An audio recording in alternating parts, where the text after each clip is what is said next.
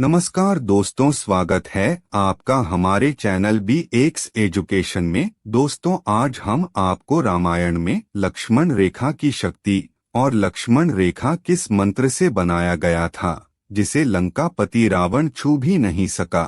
दोस्तों, आप सभी ने तो रामायण देखी और सुनी होगी, लेकिन आपने लक्ष्मण रेखा की शक्ति और मंत्र के बारे में नहीं सुना होगा। दोस्तों, जब प्रभु श्री राम, माता सीता और लक्ष्मण जी वनवास काटने के लिए वन में आते हैं और एक कुटिया बनाकर उसमें रहने लगते हैं, तब कुछ समय पश्चात वहां पर रावण की बहन शूर्पणखा कुटिया में घूमते हुए पहुंचती है और प्रभु श्री राम का सुंदर रूप देखकर उन पर मोहित हो जाती है और कहती है कि मैं तुमसे विवाह करना चाहती हूँ। तब प्रभु श्री राम कहते हैं कि मेरा तो विवाह हो चुका है। इतने में शूर्पणखा को क्रोध आ जाता है और वह सीता माता को खाने के लिए सीता के पास पहुंचती है। उतने में लक्ष्मण जी सतर्क रहते हैं और उसके नाक कान काट देते हैं। तब शूर्पणखा क्रोध से भरी अपने भाई रावण के पास पहुंचती है और उसे इस घटना की पूरी जानकारी बताती है। तब रावण अपनी बहन का अपमान का बदला लेने के लिए एक योजना बनाता है। योजना के अनुसार एक सुनहरा हिरण कुटिया के सामने आता है। सीता उसे देखती हैं। राम को उसको पकड़कर लाने के लिए बार बार अनुरोध करती है।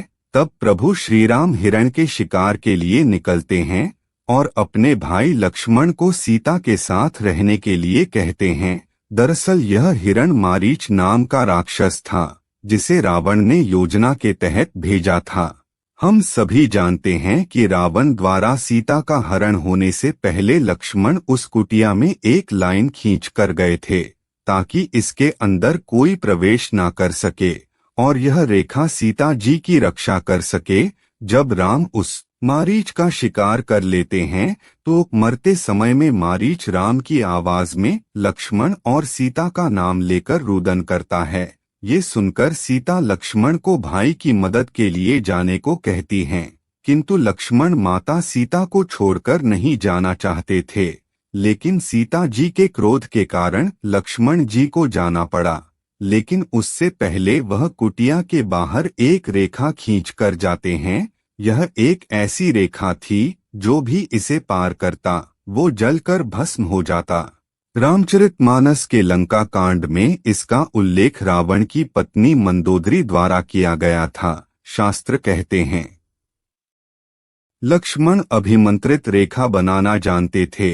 लक्ष्मण रेखा आप सभी जानते हैं, पर इसका असली नाम शायद आपको पता नहीं होगा। लक्ष्मण रेखा का नाम सोमतिति विद्या है। यह भारत की प्राचीन विद्याओं में से एक है। ये वेदों से अभिमंत्रित रेखा थी। माना जाता है कि ये वेद मंत्र एक कोड है जो सोमनाकृतिक यंत्र से जुड़ा है। पृथ्वी और बृहस्पति के मध्य कहीं अंतरिक्ष में वह केंद्र है जहाँ यंत्र को स्थित किया जाता है। वह यंत्र जल, वायु और अग्नि के परमाणुओं को अपने अंदर सोखता है। पुराणों में ऋषि ऋषि कहते हैं कि लक्ष्मण इस विद्या के इतने जानकार हो गए थे कि कालांतर में ये विद्या लक्ष्मण रेखा कहलाई जाने लगी। दोस्तों, आपको यह कहानी कैसी लगी? कमेंट बॉक्स में जय श्री राम अवश्य लिखिएगा।